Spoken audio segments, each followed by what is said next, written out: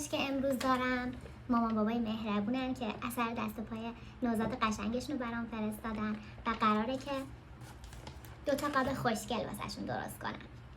از اونجایی که این اثر پای کمی بزرگ شده نمیشه که جفتش جا بشه و من کوچیکشون میکنم. اینم نتیجه کوچولو کردن پاهاشون. اینم مرحله جذاب پوست‌اندازی قاب. پشت گوشیشون رنگش مشکی بود و باید حتما پس زمینش رنگ بشه. 2 دست رنگ سفید و 1 بار رنگ آبی روشن. درست حدس زدین، جنسیت بچه پسره. نمیدونین اینجا چقدر قربون صدقه پاهای کوچولوش رفتم. پدرش استقلالی بود و از رنگ آبی استفاده کردم. راستی یادم رفت بهتون بگم خودم عاشق بچه پسرم. یه جمله اختصاصی دارم که میگم سالم باشه پسر باشه. واقعا قابای آشغالی بازاری چیه که سفارش میدین؟ آخه این قابو ببین چقدر خوشگله. این آبی تره برای پدرشه.